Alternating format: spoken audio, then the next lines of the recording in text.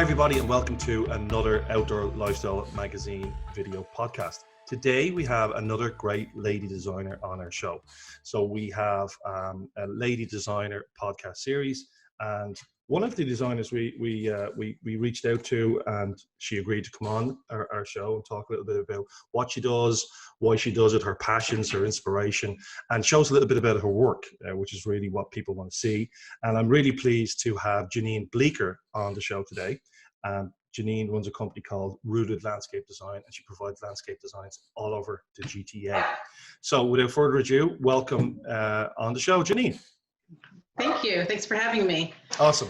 So Janine, we'll get right into it and right to the crux and the important questions. And one of the most fundamental questions we get is, why did you get into design? How did you get into design? Everybody has a journey. So tell us a little bit about your journey, how you got into landscape design.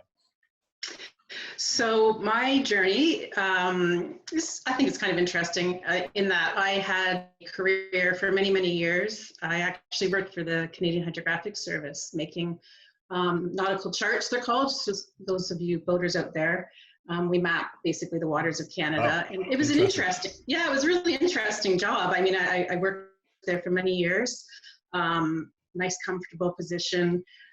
Great benefits, all that sort of thing. But as time went on, I just wasn't fulfilled. And I just kind of was left feeling that there's something I need a change. And landscape design, gardening in particular, had always been something that I really liked, and I wanted to kind of explore that. So I found a program at Ryerson, the landscape design program, and I registered and started taking courses, and I absolutely loved it. And and then it was just a matter of making that leap of faith and saying, I'm going to leave my job and I'm going to go out. And I decided to go out on my own with the encouragement of my instructor. And I started the landscape business. Wow. And the why I started it is, number one, I love gardening. I just love plants. I love being outdoors. From a very young age, my parents instilled in us, I have a very large family, just the love of being outdoors. We camped every summer. We had a huge vegetable garden. And so that kind of internal just love and feeling of how much landscape gardens and being outdoors can really enhance your life. And I just love the idea of working with people. I love how landscape design is kind of a combination of the creative, but also very detailed technical skills. So it's kind of like the both sides that you have to work in your brain with. And I just love, imagining, dreaming, and then I totally like all the details too of working it out, how that patio is going to fit into the scheme, and how people are going to move through the space. And ultimately what I love about my business is, having clients say to me that, I just love my backyard. It's my sanctuary. I've had clients say that it's my sanctuary. We're making such great memories in it now. We're using it, and it's just so wonderful. Thank you for providing this to us. So that's the most gratifying part of it for me. Yeah, so that's a really interesting kind of story, especially the kind of the role, the business you were in before. It's quite it's creative in a kind of a way, but kind of different. And do you mind me asking you how old you were when you kind of decided to make that big career change? I was in my 40s. Wow, and you just completely pivoted. So that must have taken a bit of, kind of like, a little bit of jumping off the cliff, not jumping off the cliff into the unknown. No, it was definitely jumping off the cliff. Wow, yeah. It just feels like that, yeah, because especially in your 40s, right? Because and I think, I don't know, maybe I have a theory, maybe a lot of people think or have desires to do what you did, to follow their passion, and they just they don't, because it's safe, and I totally understand that. You got a great job, you get benefits, regular paycheck, and you're literally jumping into the unknown, where it's slow. I'm going to work for myself. I make my own paycheck. If I don't work, I don't get paid. Yes. And it's a big step. Yeah, I have two daughters, and they were it was a good time in my life too, in that, they weren't needing as much from me at that point. And so it's good. I just feel like it's good to show them too that, you can, pivot. You can pivot. You can, Pivot, and following your dreams. And they saw how hard it was. Like, it was not easy, and they've seen all the ups and downs of it. So it's not like this, magical story. It's a lot of hard work. So tell me a bit about, and we'll look at some of your design or a particular featured project of yours a little bit later in the podcast. But tell us where you get your inspiration, because that's a big thing for designers. Obviously, it stands to reason that all designs aren't going to be the same. All your clients are different. So where do you get your inspiration from? And talk a little bit about what a client will bring to the table in terms of some ideas, no ideas, Instagram accounts and stuff like that. So inspiration comes in a general sense. It comes from curiosity. For me, always keeping an eye out just in what's around me.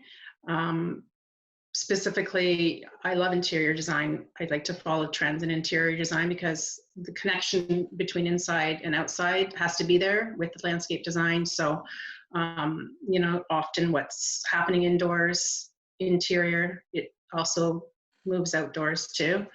I also find inspiration from, I love fine art. I love going to museums, particularly conceptual art with a story and meaning, something that really makes you think. Other landscape designers I follow. Chelsea Garden Show is one of my faves. I was supposed to go this year, but with COVID, it got canceled. It was my bucket list. But designers who've been doing this for years, and I just I'm so curious about their process and how they came up with these designs. I also, interesting, unexpected places. So one story was, I was at the airport. We were waiting in line. And I just happened to look up at the ceiling, and there was this amazing scrolly sort of the framework of the ceiling with these cross cuts of straight lines. And I thought, man, that is a garden up there. And I just was staring. I was staring in the sky, and my family said, "What are you doing?" I said, "I'm designing a garden." It's the crazy designer. It's the crazy designer. Yeah. That's funny. And then specifically with the particular project with the client, and the client is the inspiration. It's their home, it's their wishes and dreams of what they, how they can use the space.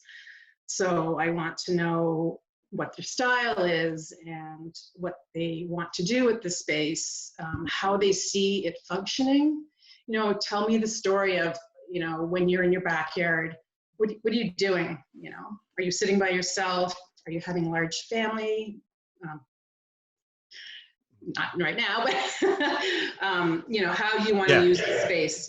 And I often ask them, what's your favorite color? Do you have a favorite plant that invokes a memory? I've had clients tell me, oh, my grandmother had a lilac tree, or like a traditional tree that maybe you wouldn't think of in a modern landscape design, but they'll say that to me. And just watching them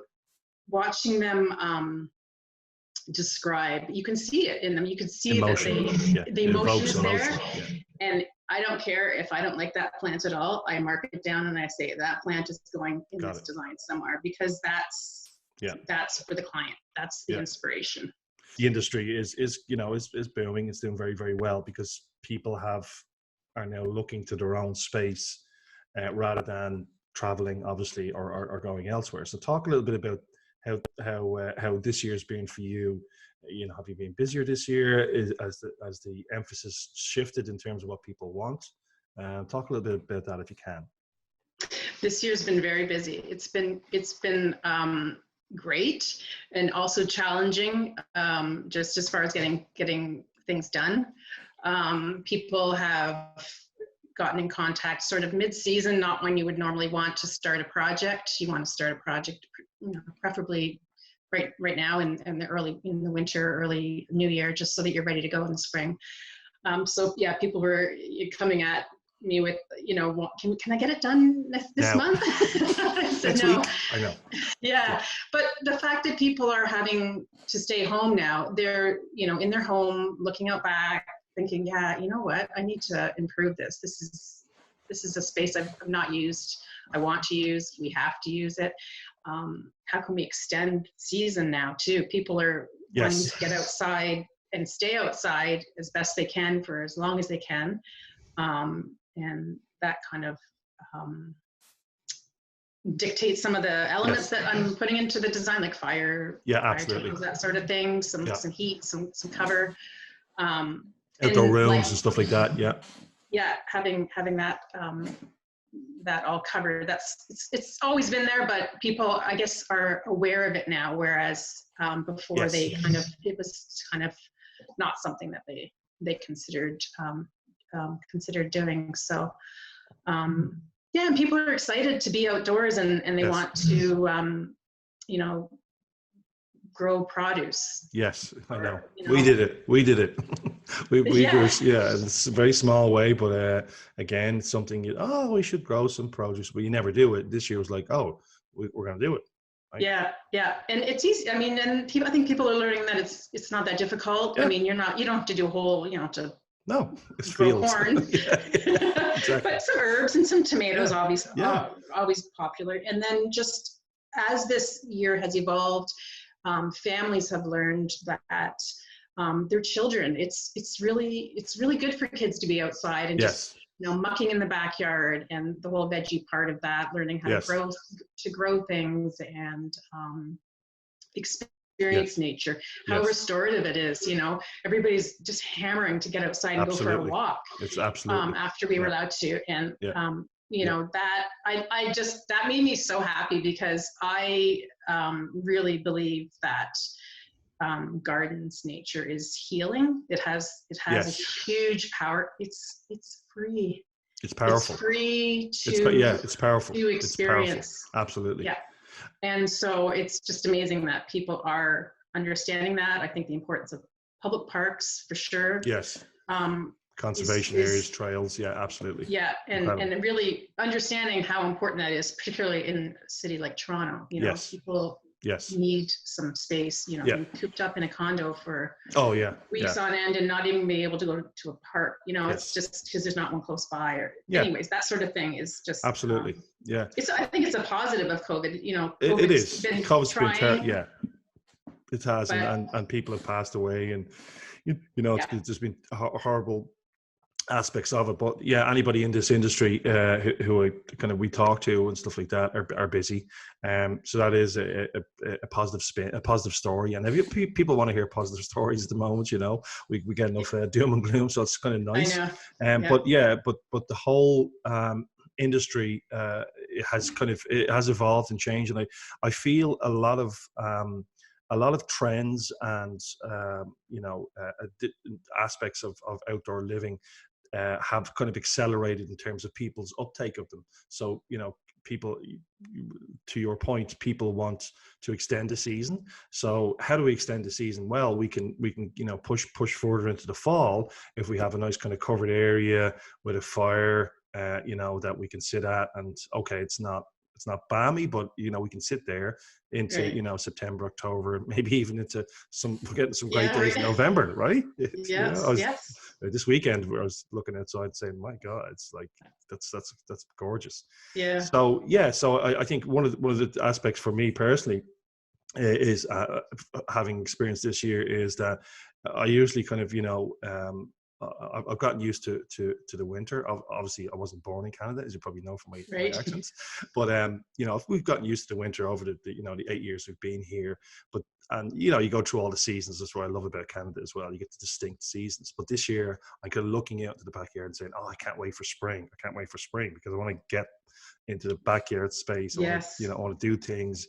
So that it feels like in the industry as well that. As you said, people usually, your projects your design project would start and then hopefully break ground in spring. But I'm seeing a lot of landscape construction companies who are working really hard right now, still, Yes. still digging out because the ground isn't frozen, and doing what they can and prepping things, because it's next year and the year they're already busy, right? Yes. So it's accelerated things, I feel. Yeah.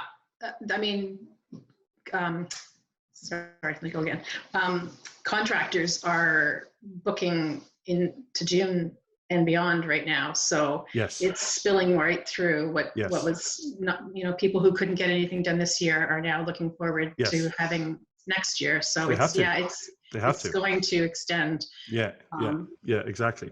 So yeah. Well, which is as we say, it's COVID is not a positive thing for anybody, but at least people are. It has accelerated people's kind of understanding of how valuable any space they have, and utilize that space is the big thing, right? Use it, and kind of make it comfortable. So I think that's really kind of awesome. So in terms of can you explain a little bit about, before we have a look at one of your projects,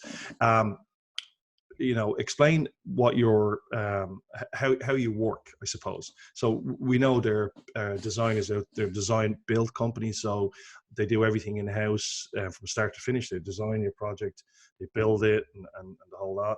And then there's other companies like yourself who design and then work with construction companies, and then there's construction companies who use designers and stuff like that. So explain your modus operandi and how you work, just so people understand. So how I work once I start a project? So a lot of people would ask us, say, like, oh, should I work with a designer, or should I work with a designer who then brings a construction company to the table and manages all of that, or should I just work at one company who does everything? So some people like one way of doing it, and some people like the other way of doing it. So your way of doing it, I believe, is that you're a designer, and the design starts with you, and then you explain how you bring a construction company on, and how you're involved in that until the end, I suppose. Okay, so so I will work with my client in developing a design, and that involves laying out the whole project on paper to scale, drawing, so that once that is complete, like that's a process in and of itself. So I work with the client to complete the design. Once the design is complete and the client is happy with what's there and what we're going to construct, then I will bring in landscape construction companies that I work with, and any other trades that need to come in to implement the project. And then I will be on site as needed, just to make sure that the design, there's always things that come up during the construction phase where something's, what lies beneath. Sometimes you dig down and hey, we can't put that there. What are we going to do? Or just tweaking things. And so I'm available on site during the construction phase, just to make sure that it is true to the design, the intent of the design, and any changes that are made kind of still keep within, because I have a very close understanding of what my client wants, and like we talked earlier, how they want this to feel and work and all that sort of stuff. So I'll advise within that framework. So yeah, I mean, and I also will work just doing designs.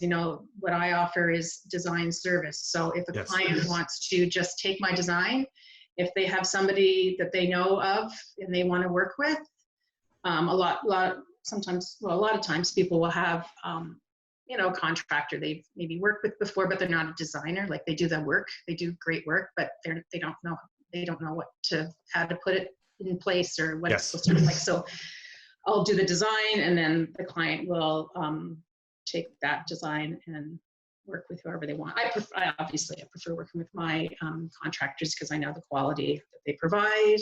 Yes. Timelines are going to be met, and it's not going to go off. Got it. So again, you're what I'm hearing, your business, like most businesses, any of us are in, it's all about relationships, and you bring those trusted relationships to the table to your clients. So you've construction companies and trades and people that you use, and you build up trust, and you know that they're reliable and they're going to do a job. And troubleshooting is always the thing I kind of use to gauge relationships. You know, it's how you when things are going great, everybody's hunky dory. Yeah. It's when if you know, it's when something hits the fan, as they say. Yes. Is when you see people's. I feel you see people's true metal, and it's when they kind of figure out, okay, how do we cope with this? How do we keep the client happy and informed, and then kind of get past this? And I know that in the industry, it's notorious for having situations where you're building pools, cabanas, putting in concrete piers or helical piles, and anyway, you're digging, and there's water, gas, electricity, it's all, and you never and sewers, old stuff, you never know. And I've heard lots of kind of crazy stories of what you might find, and that's a common one where you kind of dig, or you want to do something, and it's how you kind of you cope with that. So you have companies that you bring in, and then you would kind of stay involved, right, until the end. I would stay involved, yes, and see it right through. And it varies. It's sort of a boutique design, I would say, is what you're getting, because I can cater my services and what I'm offering based on what the client needs. Yes. They're not committed to staying with me beyond the design process, I guess. I understand. And I have, and just to give an example of that type of client, I have builders, property developers who need to have a landscape design in place for their renovation, and I will put that design together for them. But they're construction companies, so they have their own trades, and they just like to have me work on the design of the landscape specifically. So and in that instance, just to so people kind of understand, what happens is that ultimately when you create a design, they end up with an actual, you said it earlier, an actual built to scale plan. So with all, like, it's a proper professional design with measurements and where everything's going to you can hand that over if need be, but that's what you work off. That's what your contractors work off, right? That's right. I have dimension drawings. It's to scale. They can, everything is precise and as it will be built. So it's the framework for which contractors quote on a job. Square footage, how much, patio there is, what the plant material is, down to the number of plants, size of plant, recommendations, species, so that they, that's another issue with planting is you have to specify a particular species. People will say, I love hydrangea. There's a lot of different hydrangeas, and in any particular spot, you pick a different type, shade, sun, that sort of thing. So being specific and having them follow that is very important for the garden to work over time. And that comes from knowledge and experience, right? Yes. Because I wouldn't know how many species there are, or types of hydrangeas, or where to put them, or if you had a pool, because I know there's implications of that. If you have a pool, for certain plants, you set a pool and all that type of stuff, So that's where the expertise comes in, right? Yes, I actually go and I place the plants on planting day on some of my jobs. I will be on site placing the plants where they're supposed to go, making sure, when you're doing multiple ornamental grasses, they all look the same. Yeah, to me they do. Gotta get the right ones together, otherwise you got a strange. Gotcha. Yeah, that makes total sense. But it's good to have a landscape company that does all of that, the build and the plantings and stuff. And that's, like I said, I have companies that I trust that know what they're doing, and that's pretty awesome. Yeah, that makes total sense. It's good for people to understand that, because people do message us and ask, which there's no this is better than this. It's just whatever. Just make sure you find a professional, somebody who's got a body of work and who has great references, and that's what we always advise people. That's the best way to make sure you're going to get a great job done. And I don't feel one is better than the other. Design build. Yeah. Some people are very comfortable with just knowing that that's just one person they're going to, although that's all they have to do when they come with me. But there's sometimes a little nervousness with just the unknown. And so, but yeah, everybody has a different take that they want and what makes them feel comfortable. And this is, my offer is personal personal, one-on-one, really spending the Absolutely. time. And as you said, boutique, I think is the word, like, you know, which Yes, is yeah. powerful. It's basically, well, how do you want to do it? Okay, we can tweak our plan, our services to make you happy and get the job done, right? What I'm going to do now is I'm going to share my screen, and you have kindly sent us some photos, and I'd love to kind of walk through this project you sent us. And let's go here. So we've got about 7 photos, and I think we're starting on the right photo because this is called Before One. Before. So Everybody loves the before and everybody. after. I just always tell people that everybody loves before. If you want to show people how amazing your work is, show them the before, because you know it's just like it's transformation. So talk to us a little bit about this, and as you're talking, I can kind of, you know, move through the photos. So tell us a little bit about this project. So this is, as you can see, a backyard in need of some help. Interestingly, my clients often apologize when I go into their backyard or onto their property. They're like, "It's so horrible." I said, "Well, of course. Well, it's not horrible." I said, "Well, you call me." It's beautiful, but you wouldn't call me if it was finished. So Gotcha. this backyard, young family, very active. They don't use. I mean, it was just. You can see the lawn. They're being looked down on. That was a new home that was built behind them. Gotcha. And the windows are looking right on them. They were actually sitting at the side right next to their fence. That's for some reason where they could get some shade from the fence and that little umbrella they had. Wow. And I didn't have a picture of the deck, but it was a multi-level deck with weird angles. The stairs weren't all the same height, so they were tripping. There was a 4-inch and then a 7-inch. And so it just didn't function either. The different levels couldn't fit the table, couldn't fit loungers. So they wanted to start using their backyard. They had young kids growing and they wanted to have them out in the back playing. They wanted somewhere they could sit and watch the kids while they're playing and just use their backyard and have some privacy. So we got to work. Okay, so should I go? I would go to the next, this one. So this is the after. The way I broke up the space, I did 2 levels, and the functioning upper level would be where they're doing their dining, they have their barbecue. Gotcha. The barbecue's off to the left, and that area in front of the bump out bay window was, they could have a couple chairs and have a coffee in the morning was the idea. But as you can see, they put a little right where the little picnic table is for the kids. Yeah. I mean, this is kind of the reason I picked this project to show is because it was a great transformation. Yes. In that it was a physical transformation, but it totally changed their lifestyle, the way they worked and played and how the kids functioned in that property. So there's the upper deck, which nice access in and out of the kitchen is right where the slider is.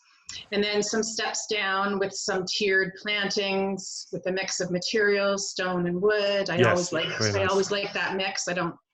It's nice when there's some contrast. Yes. And then, so they have this lower area, which is their lounge. So here's, I guess we'll stick with, do the pergola. So there's the pergola. Yeah, there's a pergola. So they wanted a little bit of shade protection up near the house. So they have the pergola. It's gorgeous. There's some good privacy too with the neighbors. You can see we're borrowing the neighbors' greenery in not requiring anything else of them to build. It was nice and private. They didn't feel the need to be completely closed off. So it's kind of like a dappled greenery there. So, and then they've got some ornamental grasses just for easy gardening and boxwoods and just kind of all your interest. And then the lower, there's the stairs that come straight down. I like to get down nice and gracefully, nice wide staircase. If you're having a group of people, large groups of family, everybody can, sit, if you have a large group, sit on the stairs, sit at the table, sit on the loungers, And it just makes the two levels feel very connected, as opposed to having narrow centers that just kind of are functional, but not nice. This is great. I love this. You know, they Yeah. have the play area. That is a complete transformation. They've added trees across the back to create that privacy from the house. We strategically tried to place the trees so that it was blocking the window view. Yeah. So let me just pop here for a second. Just let me do this for a second, because this is kind of stark when you see this. Mm-hmm. And then we end up here, which is an unbelievable transformation. Yes. Yeah. And the parents can sit down below.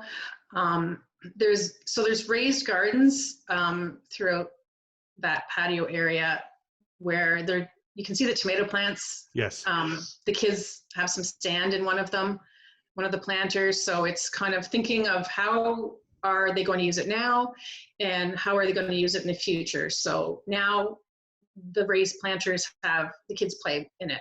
As the kids get older and they don't want to have sand or mud pies or whatever, you know, they're doing, that becomes a garden. And it doesn't require any change in the design. You don't have to redo anything. It just moves through a person's life. So it literally evolves from being something like a play area for kids to a planting garden. Yeah, that's awesome. That's cool. And that teepee and that little tripod in the back, so that was so fun. I love this picture, and this was not even a staged picture. Their daughter was wearing that pink dress.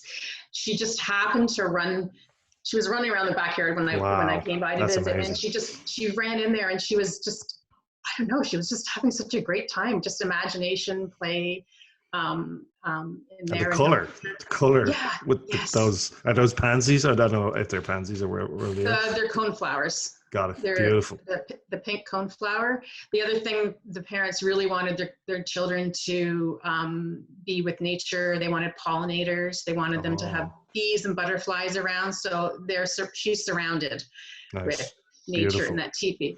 But thinking forward in the future, those trees that are planted around that teepee, they will grow over time and they will fill that space. Yeah. But as I explained to my clients, by the time your kids are done with playing in the tripod fort, you can rip it apart. It's wood, and those trees, and then you just let that garden fill in.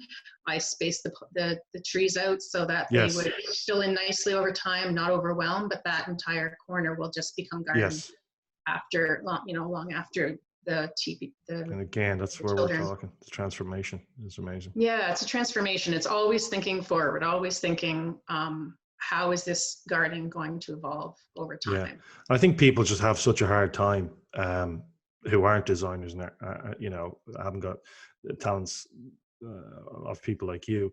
They just look at this space and they just think, oh my God, this is like, how are we ever going to make anything of this space? And then you kind of, you work with a designer like you, and you kind of end up with this transformational space where, to look at this, it's just like it could be a different property. And that's what's possible.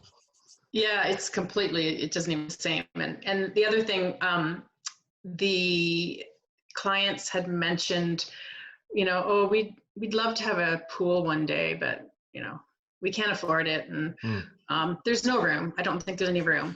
Well, I actually designed this garden keeping in mind you can't see the full width of the yard, but they could put a small plunge pool. There is room in that space that I left. I kind of worked that out on paper when I was laying everything out, and in mind that in the future, if they wanted to, if the funds are available, they could put that in.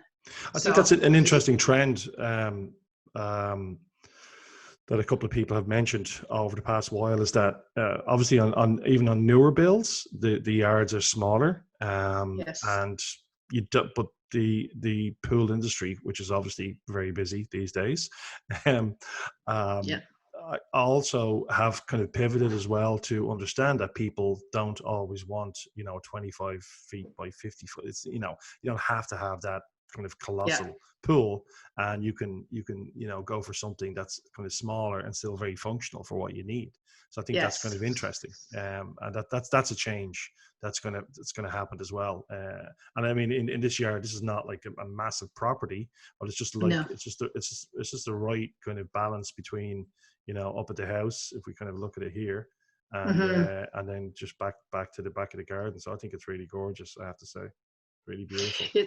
It's yeah, I always, that picture in particular of Yeah, you that love little that. girl, it's a memory for Yeah. me in particular of her just running, frolicking to the back of the property Yes. and just playing. Yes. And it just, Yeah. it's very gratifying. It's very, Love it.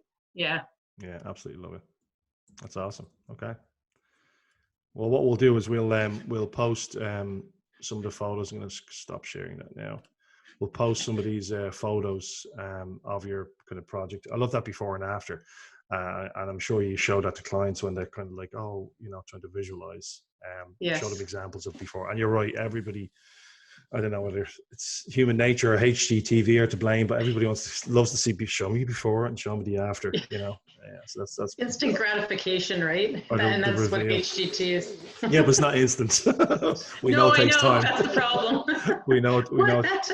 Yeah, Yeah, that took how long? and so Well, cheap. the permits took. Oh, the permits only took 6 months. That's Yeah, right. This year. that's true. Yeah, this year, yeah, exactly as well. Yeah, and laws are all another thing. I think it's to deal with a professional designer, a professional landscape company as well, is that they'll make sure they're up to speed on permitting and also bylaws. Because Yes. a guy, a construction company we did some work for recently in terms of media and video, explained that I think in Burlington, the every tree over a certain diameter now is protected or is property of the Yes. city. Or so I'm not articulating it correctly, but I was like, oh wow. Yes, you have to apply to have trees removed. Wow. You have to replace the trees that you remove. Wow. You can't just take a tree down and not replace it. That's in certain Yes. towns and cities. Yes. And Burlington, Oakville, very strict. Yes. Oakville in particular has had these rules in place, and Burlington does now. And yeah, with bylaws, you have to understand, where you can put things. Where And the landscape. pool And in landscape, sorry to interrupt you, but Yeah. in landscape construction projects, you have to include a tree protection kind of Correct. plan, and physically, so if your contractor isn't doing that right, you're going to get in trouble. The contractor's going to get in trouble, but you are, so that's so important to understand the rules. And I think I can explain to my clients why those things are in place. If you drive heavy machinery over the roots of a tree, you can kill it. Yeah, absolutely. So it really is a tree protection zone. It is, protecting that your landscape and the trees. And it can be frustrating, I know, for people. I know. All these rules, but they are there for a reason. And I thought it was great. I like when I heard it, I was kind of blown away by it in terms of, wow, that's a real kind of rule that's been brought in, and there's no messing around. It's like we're protecting these trees, and we're going to have a blanket. It's not like we're individually looking at different trees. It's like, no, every single tree in your yard over, I think it's 8 inch or something. So in other words, every tree is basically, if you're doing anything, and you're right. I mean, I've been on so many construction sites shooting video and stuff like that, and cement trucks, moving trucks, grabbers, bobcats, wherever, and it's just, there's a lot of traffic and a lot of pounding, and it's a pretty heavy in terms of traffic and stuff like that. So I just thought I'd mention that it's so important. Just like if you're getting a builder to work on your house, you want to make sure to do everything to code, gas, electricity, you want things done because you don't want those problems. So it's the same in your industry, right? And you don't want to get into a situation where you haven't gotten the proper permitting and you haven't followed the bylaws, and then say you try and sell your house a few years down the line, and the purchaser says, "Can you show me the permitting?" and you don't have permitting, and then then it's a huge, it's a huge problem. Yeah, an absolute nightmare. Yeah, you don't want. You have to have pool setback. You have to have everything has, hot tubs, Yep. decks, fire pits, all of that stuff. Yep. There are rules and bylaws Yep. for all of that sort of thing that you have to follow. Yeah. And you got to be knowledgeable of those. I think a great professional as well is going to always stay up to speed and make sure they're on top of things, because that's your job, Yes. right? To make Yes. sure it's not the customer's job to know all about the bylaws. It's actually your job to know and inform the customer. And they're getting that expertise, right?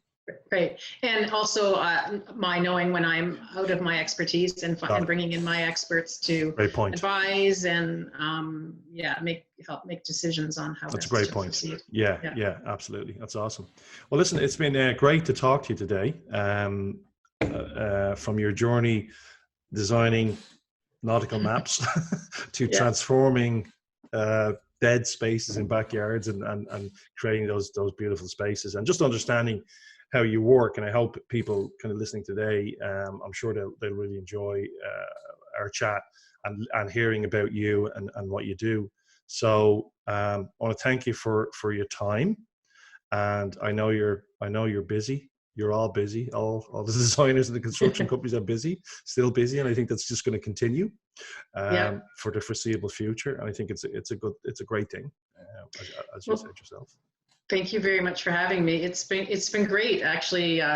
Thinking why am I in this industry, and kind of reconnect with what I'm doing and why I'm doing it. And it was nice. I enjoyed this. Yeah, awesome. That's cool.